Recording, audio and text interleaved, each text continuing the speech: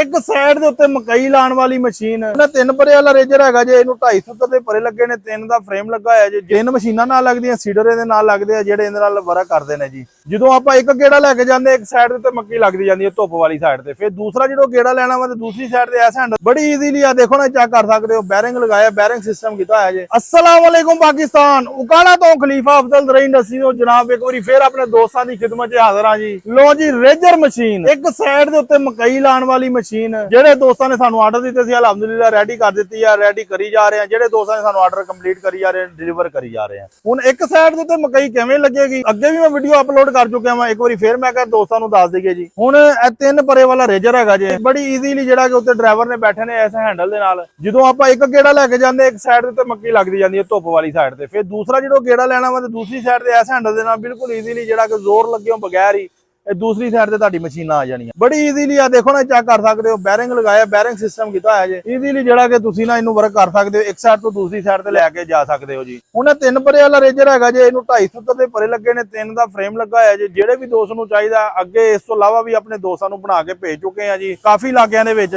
ਤੇ ਇਹ ਜਿਹੜਾ ਹੈਗਾ ਜੇ ਰੇਜਰ ਜਿਹੜੇ ਵੀ ਦੋਸਤ ਨੂੰ ਚਾਹੀਦਾ ਮੈਂ ਰੇਟ ਇਹਦਾ ਦੱਸ ਦਿੰਦਾ। ਮਟੀਰੀਅਲ ਤੁਹਾਨੂੰ ਨਜ਼ਰ ਆਉਂਦਾ ਹੀ ਪਿਆ ਜੇ ਵੀਡੀਓ ਦੇ ਵਿੱਚ, ਬਾਕੀ ਇਸ ਤੋਂ ਪਹਿਲੇ ਵੀ ਮੈਂ ਆਪਣੀ ਵੀਡੀਓ ਦੇ ਵਿੱਚ ਦੱਸ ਚੁੱਕਿਆ ਜੇ। ਇਹ ਅਸੀਂ ਦਿੰਦੇ ਪਿਆ 3,30,000 ਰੁਪਏ ਦਾ। 3 ਮਸ਼ੀਨਾਂ ਨਾਲ ਲੱਗਦੀਆਂ, ਸੀਡਰ ਇਹਦੇ ਨਾਲ ਲੱਗਦੇ ਆ ਜਿਹੜੇ ਇਹਦੇ ਨਾਲ ਵਰਕ ਕਰਦੇ ਨੇ ਜੀ। 3 ਸੀਡਰ ਜਿਹੜੇ ਆ ਇਹਦੇ ਨਾਲ ਲਾ ਕੇ ਦਈਦੇ ਆ, ਮੁਕੰਮਲ ਫਿਟਿੰਗ ਕਰਕੇ ਹਰ ਚੀਜ਼ ਸਮਝਾ ਕੇ ਆਪਣੇ ਦੋਸਤਾਂ ਨੂੰ ਦਈਦੀ ਆ ਜੀ।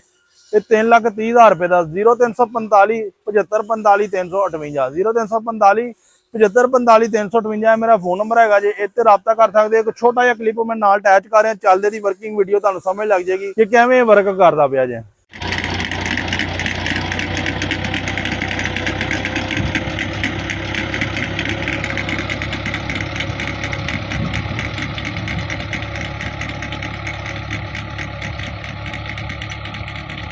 अपने दोस्तों को समझा देगा कि इन्हें एक साइड के उत्ते मक्की लगानी है, थोड़ी जी देखन जे बरीक खेली कटदा है जी, ठीक है जी। थोड़ी जी इन्हें वक्फे ते मकई लगानी होंदी है जी। अपने दोस्तों को टिकटॉक ते भी समझाईदा, यूट्यूब ते फेसबुक ते इंस्टा ते हर पासे कली कली चीज डिटेल दे नाल समझा दी है।